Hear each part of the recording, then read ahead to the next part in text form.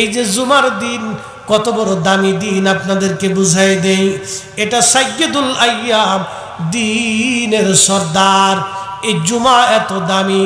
আল্লাহর নবী বলেন, উম্মত কেউ যদি জুমার দিনে ওযু করে গোসল করে পায়ে হেঁটে হেঁটে জুমার নামাজ আদায় করার জন্য যায়, জুমার নামাজে যাওয়ার পরে ইমাম সাহেবের সামনাসামনি যায় বসে আর ইমাম সাহেবের কথাগুলি শুনে, খুতবা শুনে, জুমার নামাজ পড়ে অতিরিঞ্চিত অবাঞ্ছিত কথা না বলে আমার উম্মত আবার পায়ে হেঁটে হেঁটে বাড়িতে চলে আসে।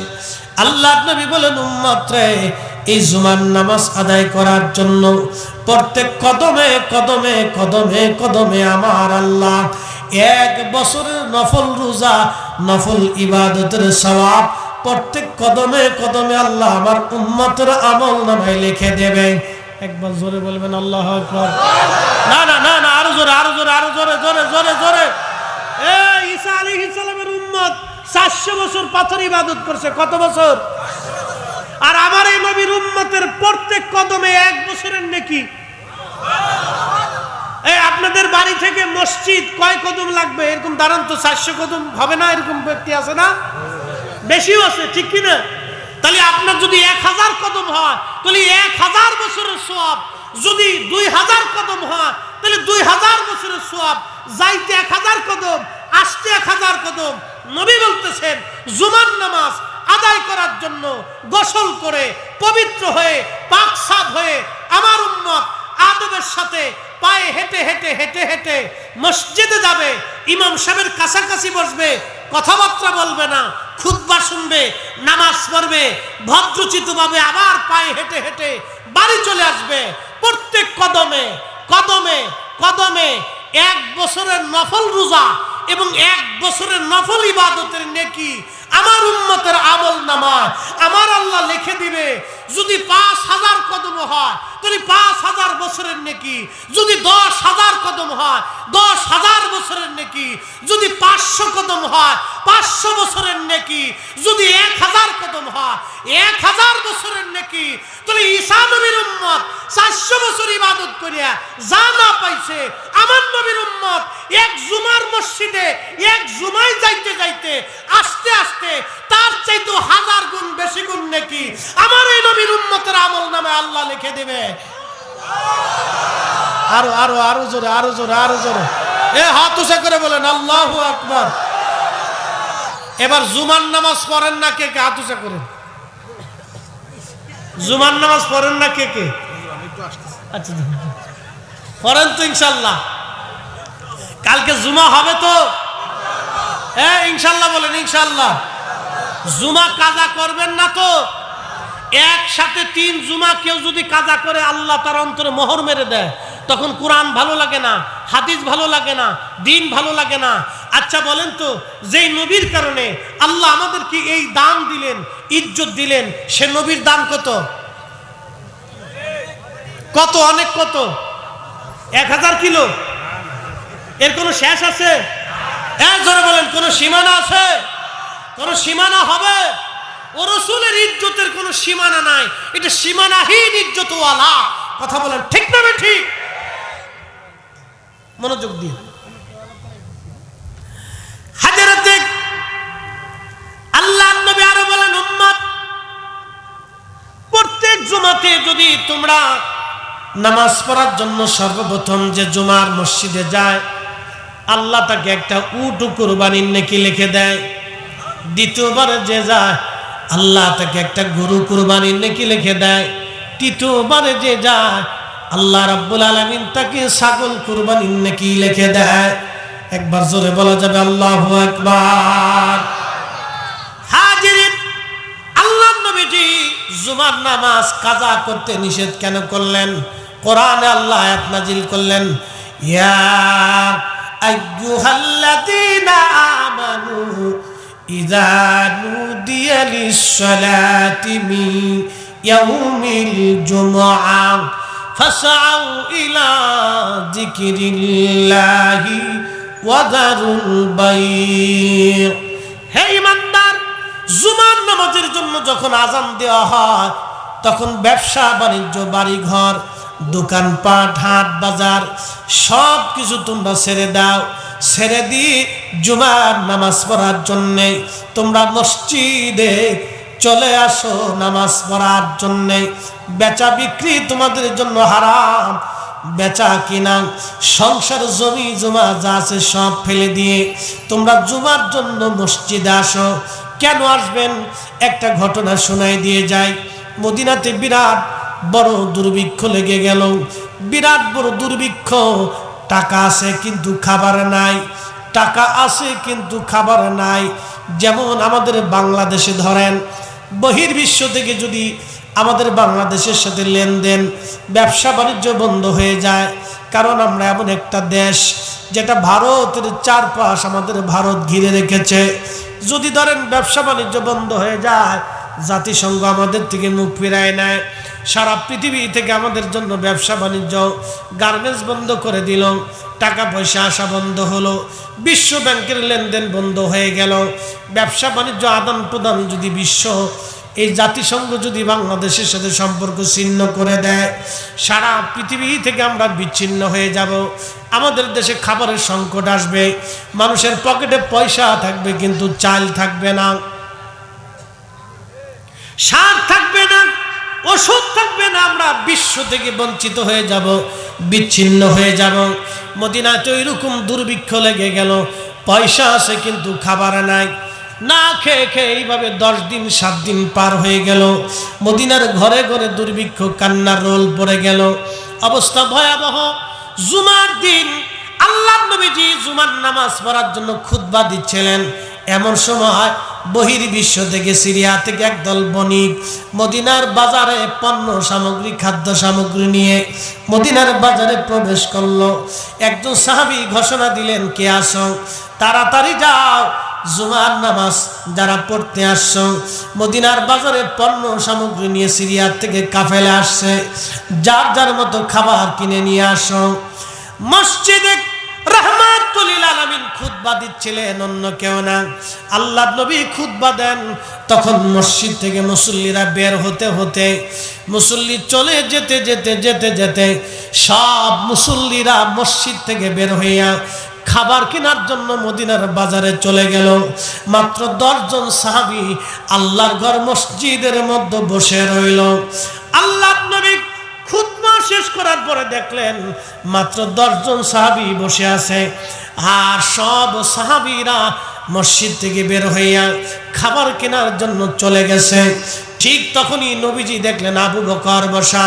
আল্লাহর নবী সর্বপ্রথম ঘোষণা দিলেন, আবু বকর ফিল জান্নাতি, ওমর ফিল জান্নাতি, ওসমান ফিল জান্নাতি, তালহা আলী ফিল জান্নাতি, তালহা ফিল জান্নাতি, জুবায়ের ফিল জান্নাতি, আব্দুর রহমান ইবনে আউফ ফিল জান্নাতি, সাদ বিন আবি ওয়াক্কাস ফিল জান্নাতি, সাঈদ ইবনে জুবায়ের ফিল জান্নাতি, আবু উবাইদা ইবনে জাররাহ ফিল জান্নাতি।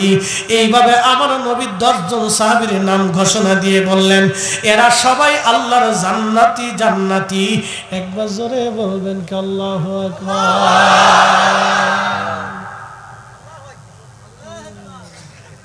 নবীজি জান্নাতি ঘোষণা দিলেন। আল্লাহর নবী, নবী কি নবীর ইচ্ছায় দিচ্ছেন না আল্লাহর ইচ্ছা? জোরে জোরে জোরে, কার ইচ্ছা? আল্লাহর ইচ্ছা। আমার নবী 10 জন সাহাবীকে জান্নাতের ঘোষণা দিলেন। কারণ কি? হাজার কোটি টাকা দান করার জন্য না, জিহাদে শহীদ হওয়ার জন্য না, শুধুমাত্র মসজিদে বসে রইলেন।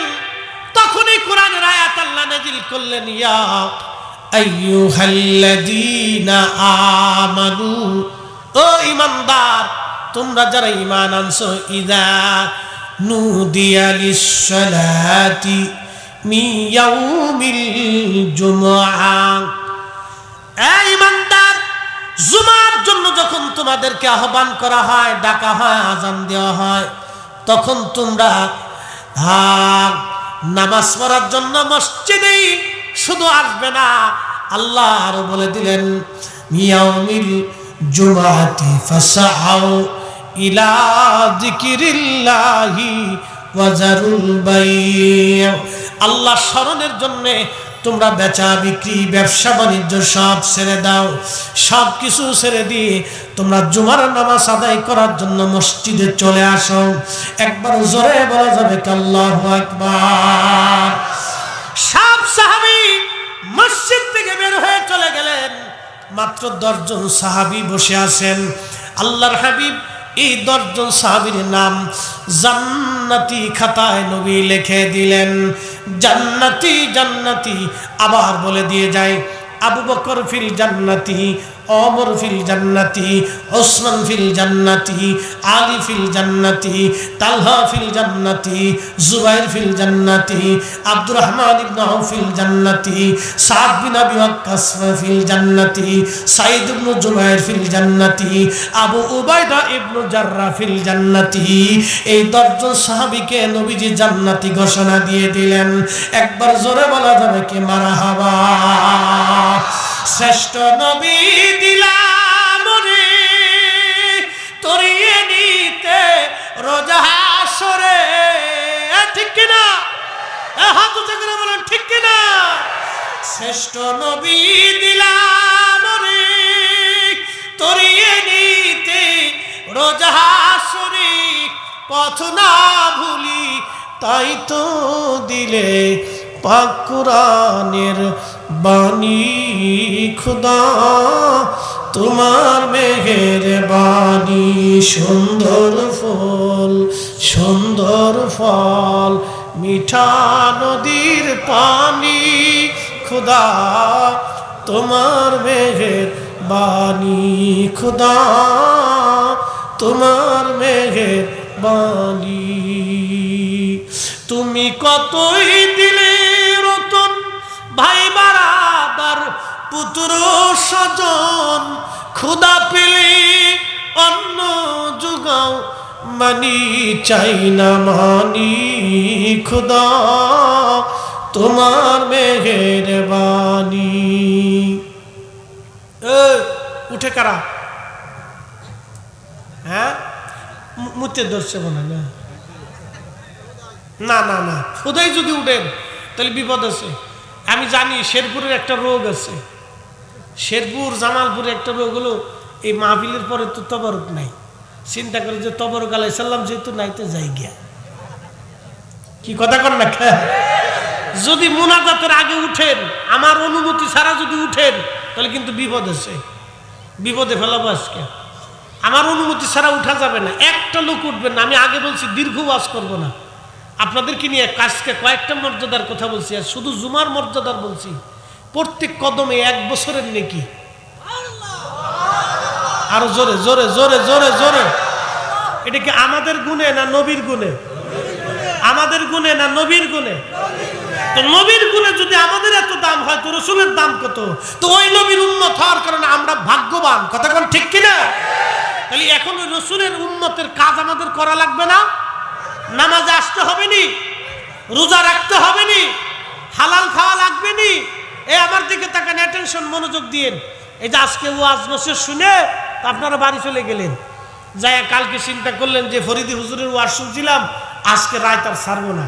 আজকে যেহেতু জুমার রাত, তো সুন্দর করে মসজিদে যাইয়া একবারে যায় নামাজ বিছিয়ে দিয়ে ফরিদি সাহেবের মতো সুন্দর একটা ফাঁকি মতোই দিয়ে একবারে জুব্বা জাব্বি গায়ে দিয়ে আতর গোলাপ লাগাইয়া মসজিদে নামাজে দাঁড়াই গেছে। নামাজে দাঁড়াইছেন কিন্তু ওযু নাই। নামাজ হবে? ওযু ছাড়া যেমন নামাজ সারা রাত্র পড়লেও হবে না, সুদের টাকা আর ঘুষের টাকা দিয়ে গরুর গোশত খাইয়া বিরিয়ানি পোলাও খাইয়া নামাজে দাঁড়াইয়া কাবাতেও নামাজ পড়লে, মক্কা মদিনায় নামাজ পড়লে এরকম নামাজ হবে না। হাত উঁচু করে বলেন ঠিক কিনা? এবার যাই দেখেন যারা টাকা চুরি করছে তারা না যায় যেখানকে চাচা নামাজ পড়ো যাও, চাচা নামাজ পড়ো।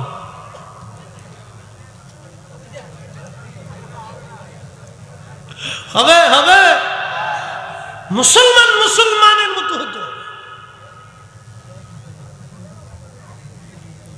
পৃথিবী বিখ্যাত একজন আল্লাহর ওলি বুআলি কালান্দার, আল্লাহু আকবার কর। এদেশে ইসলাম আনছে কারা? জোরে জোরে জোরে জোরে জোরে। না, ইতিহাস মিথ্যা বলে না, ইতিহাস মিথ্যা বলে না। ইসলাম আনছে ওলিরা, কথা ঠিক কিনা? ওলিদের দেওয়া ইসলামে সার রোপণ করে, বীজ বপন করে চাষাবাদ করতেছে উলামায়ে কেরাম। জোরে জোরে বলেন, জোরে বলেন। ইসলাম আনছে কারা? জোরে বলেন। এবং এই ইসলামের বীজ বপন করে চাষাবাদ করে সার দিয়ে এটারে সুন্দর করে সজীব করে রাখছে আলেমরা, কথা কন না, ঠিক কিনা? উঠে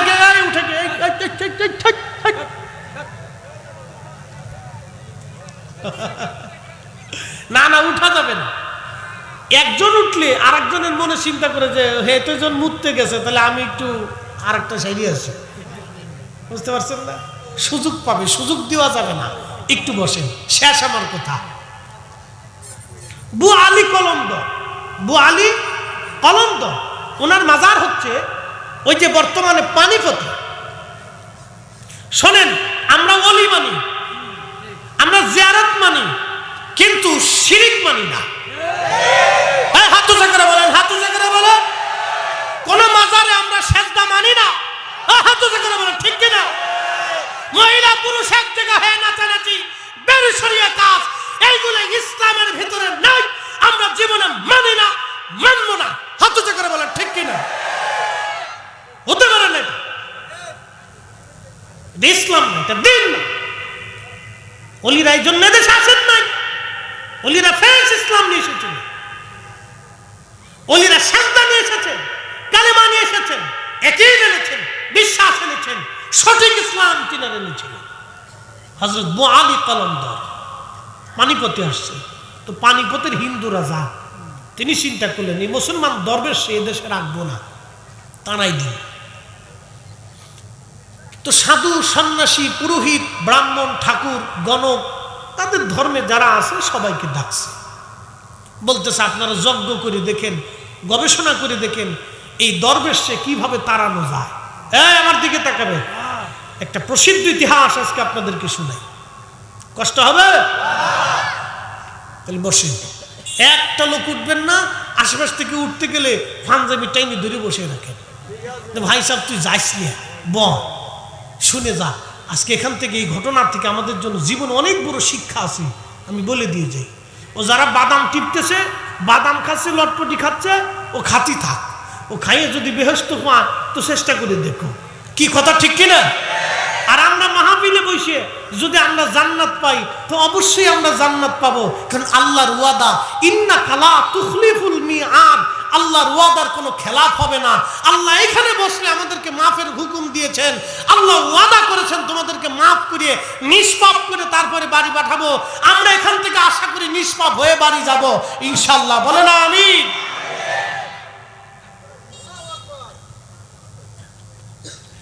হযরত বু আলী কলন্দর হিন্দু পুরোহিত, ঠাকুর, সন্ন্যাসী, সাধু যারা ছিলেন তারা যজ্ঞ করলেন, জাদু টনা করলেন। কারণ দেখবেন সাধু সন্ন্যাসীরা জাদুবিদ্যা শিখে, তাদের ভিতরে কিছু আছে ল্যাংটা সাধু, সারা জীবন ল্যাংটা থাকে, কোনোদিন কাপড় পরে না। ওরা ল্যাংটা থেকেই তারা সাধনা করে, ওই আপনার জাদু টনা সাধনা করে। আর আমরা মুসলমান, আমরা যারা আছি তারা আমরা আল্লাহর পথে সাধনা করি। ওই পুরোহিত, ঠাকুর, সন্ন্যাসীরা তিনরা যজ্ঞ করলেন, সাধনা করলেন, চেষ্টা করলেন, মুসলমান দরবেশকে এই দেশ থেকে তাড়ানোর জন্য জাদু টনা করলেন, কিন্তু কোনো জাদুতেই কাজ হলো না। রাজাকে সে আপনি যতই চেষ্টা করেন এই মুসলমান দরবেশের শক্তির কাছে আপনি পারবেন না, কারণ আমরা সমস্ত শক্তি প্রয়োগ করে তার জাদু করেছিলাম, তাকে এই জমিন থেকে তাড়িয়ে দেওয়ার জন্যে, তাকে হত্যা করার জন্য আমরা জাদু করেছিলাম, কিন্তু কোনো জাদুই আমাদের কাজে লাগে নাই। অদৃশ্য থেকে তার পক্ষে একটা শক্তি আসে, তাকে নিরাপত্তা দেয়, তার শক্তির কাছে আমরা বড় অসহায়। ওগো রাজা, আপনি যদি তার বিরুদ্ধে যুদ্ধ করতে যান তাহলে অবশ্যই আপনি পরাজিত হবেন, ওনাকে উত্ত্যক্ত করবেন না, ওনার পথে ওনাকে ছেড়ে দেন। কিন্তু রাজা নাসরবান্দা ডাক দিয়ে বলতেছে, সাধু সন্ন্যাসীরা, তাহলে বলো ওই মুসলমান দরবেশ আধ্যাত্মিক ক্ষমতা কোথা থেকে পায়, কোন জায়গা থেকে সে আধ্যাত্মিক ক্ষমতা পায়? বলে সাধু সন্ন্যাসী যারা ছিলেন তারা বললেন, শোনেন, সে আধ্যাত্মিক ক্ষমতা অদৃশ্য থেকে পায়, কোথার থেকে আসে আমরা তা জানি না, কিন্তু আমরা মুসলমানরা জানি সে আধ্যাত্মিক ক্ষমতা আল্লাহর পক্ষ থেকে আসে। কথা বলেন ঠিক কিনা? রাজা বলতেছে, হে সাধু সন্ন্যাসী, তাহলে বলো এই মুসলমান দরবেশের এই আধ্যাত্মিক ক্ষমতা কি করলে নষ্ট হবে? বলতেছে, শোনেন বাচ্চা, মুসলমানরা হারাম খায় না, আর মুসলমান হারাম খাইলে মুসলমানের দোয়া কবুল হয় না। মুসলমানরা হারাম খায় না, মুসলমানরা হারাম খাইলে মুসলমানের দোয়া কবুল হয় না। এই মুসলমান দরবেশকে যদি আপনারা এই হারাম খাওয়াইতে পারেন, তাহলে এই দরবেশের শক্তি চিরতরে ধ্বংস হয়ে যাবে। রাজা বলতেছে, তাহলে কি হারাম খাওয়াইতে পারি? তখন ওই দরবেশরা, ওই সাধু সন্ন্যাসীরা বলল, মুসলমানরা শুয়োরের গোশত খায় না, শুয়োরের গোশত মুসলমানদের জন্য হারাম।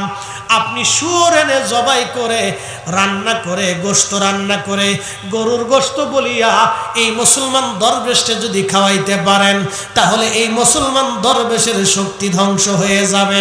একবার জোরে বলবেন কি নাউজুবিল্লাহ? জোরে বলেন, মুসলমান কি খায় না? হারাম খায় না। জোরে বলেন, মুসলমান কি খায় না? আরো জোরে বলেন, কি খায় না? আমার দেশে যারা ঘুষ খায়, সুদ খায়, তারা কি খায়? জোরে বলেন, আরো জোরে। জোর হয় না কেন?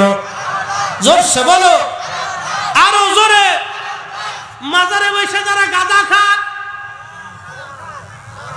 জোরে জোরে জোরে জোরে, না না আরো জোরে।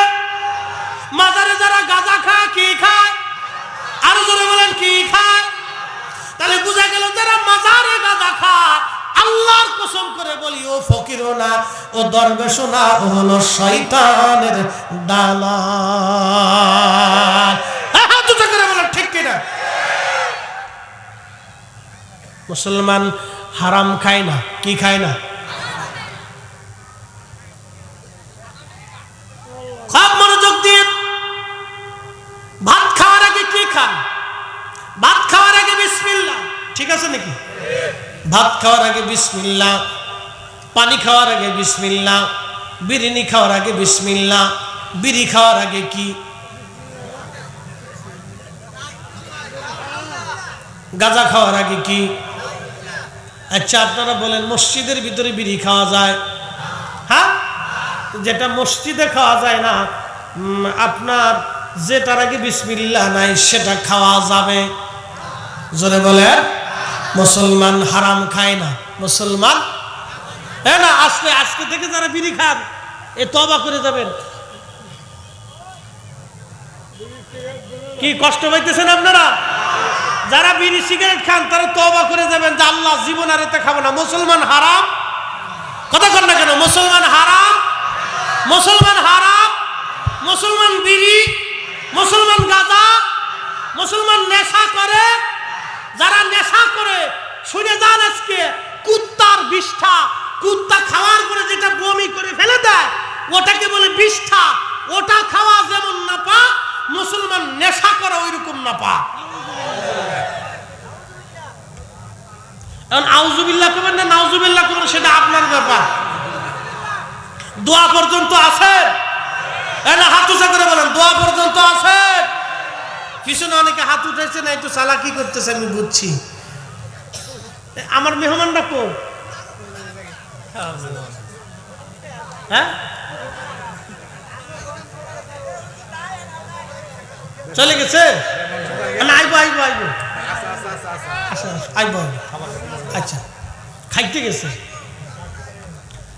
সবাই বসেন বসেন বসেন, ইনশাআল্লাহ বসেন। একসাথে জোরে বলেন তো আল্লাহু আকবার। ঘটনা কিন্তু শেষ হয় নাই।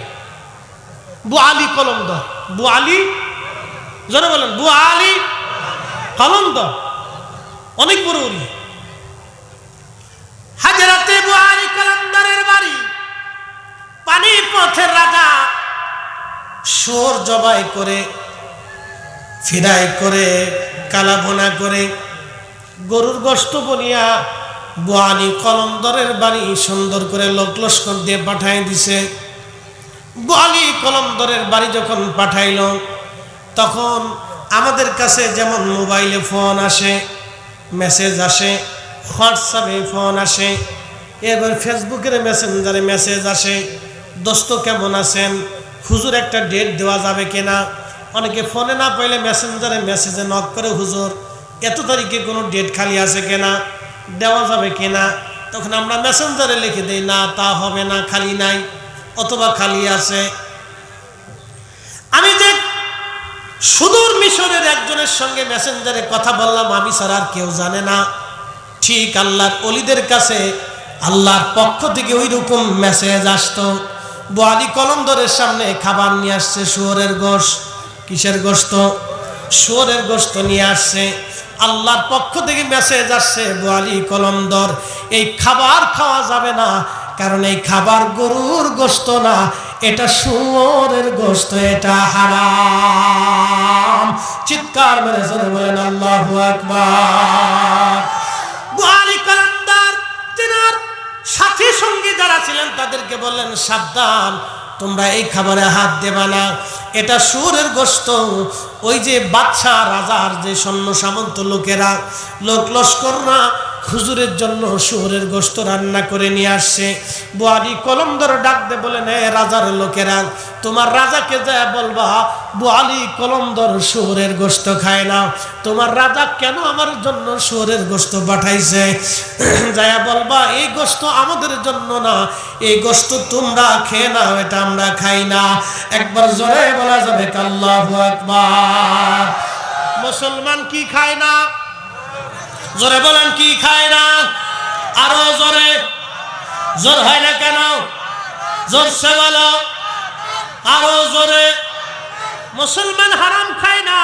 তাহলে আপনি শেরপুরে তালাশ করে দেখেন মুসলমান কয়জন আছে। যান এবার তালাশ করেন। আপনার হারিকেন ধরাই দিব, আমি প্রয়োজনে হারিকেনের তেল ধরাই দিব, কেরাসিন দিয়ে দিব, এবার সারা শেরপুর দিয়ে খুঁজেন, দেখেন মুসলমান কয়জন আছে। জান গে খাইয়ে লই।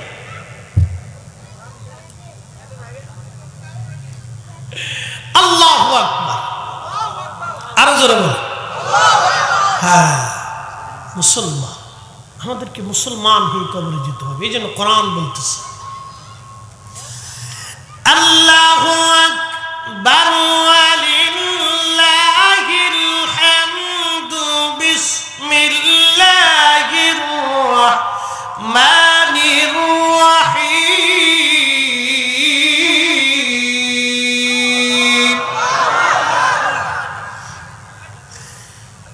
ইয়া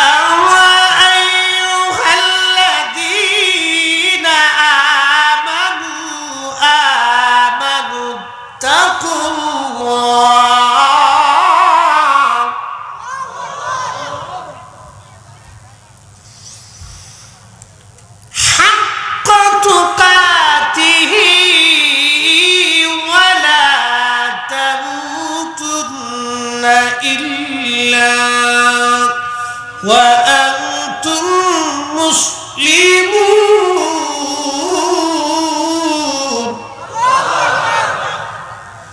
আল্লাহর কোরআন বলল, হে ঈমানদার, তোমরা আমি আল্লাহকে ভয় করো। ভয় শুধু করলে হবে না, ভয় করার মতো ভয় করা লাগবে। এরপর আমার আল্লাহ বললেন, শুধু ভয় করলে হবে না, মুসলমান হয়ে তারপরে কবরে আসো। আল্লাহ রাব্বুল আলামিন বলেন, ওয়ালা তামুতুন্না ইল্লা ওয়া আনতুম মুসলিমুন।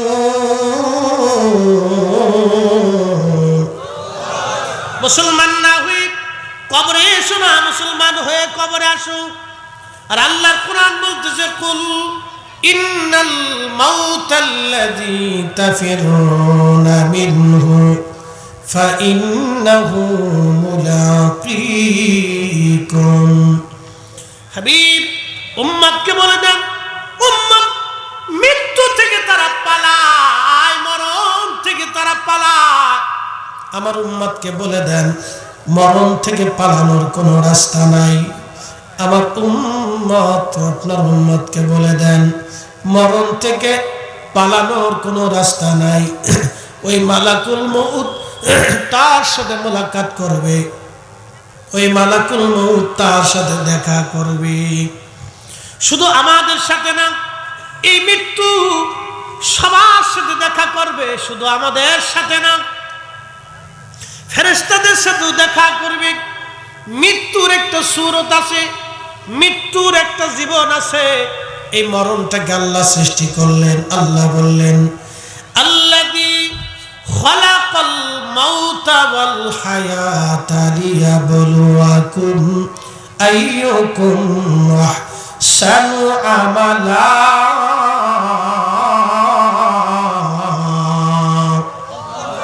আমি মরণ সৃষ্টি করেছি, আমি হায়াত সৃষ্টি করেছি। এই মৃত্যুটাকে সৃষ্টি করার পরে রব্বুল আলামিন আমার আল্লাহ এই মৃত্যুর একটা রূপ দিলেন, চেহারা দিলেন। ফেরেশতাদেরকে আল্লাহ দাঁড়া করাইলেন। কোটি কোটি ফেরেশতারা আল্লাহর সামনে দাঁড়ায় গেল। এই মরণকে ফেরেশতাদের সামনে আল্লাহ দেখাইলেন। মরণের শুরুর দিকে আজরাইল, জিবরাইল, মিকাইল, ইসরাফিল সমস্ত ফেরেশতারা বেহুশ হয়ে জমিনে পড়ে গেল।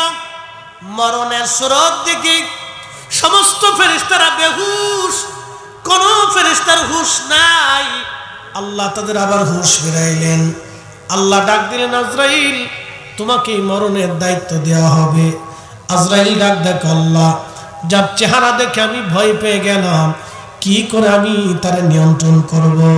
আল্লাহ বললেন, আজরাইল আমি আল্লাহ তোমাকে সহজ করে দিব, এই মৃত্যুটাকে তোমার বাধ্য করে দিব। তুমি তামাম সৃষ্টির মউত তুমি সংগ্রহ করবা, তুমি সবার জীবন কেড়ে নেবা। একদিন মাটি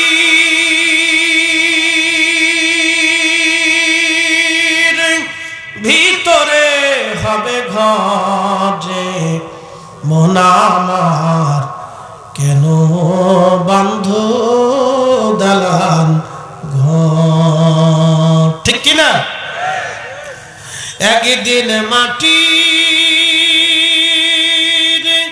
ভিতরে হবে ঘরে, মন আমার কেন বান্ধ দালান ঘর। এই মৃত্যু আপনার আমার দুয়ারে করা নাড়বে। কোন সময়, কোন দিন, কখন এই মৃত্যু আসবে আমরা কেউ জানি না। শেরপুরবাসী খুবই মনোযোগ দিয়ে কথাগুলি শুনে যাবেন। আমরা মৌতের মাধ্যমে আল্লাহর দরবারে চলে যাব। আমরা ছিলাম আল্লাহর দরবারে, আবার দুনিয়ার মধ্যে আসছি, আবার আল্লাহর দরবারে চলে যাব। ওয়া ইন্না ইলাইহি রাজিউন।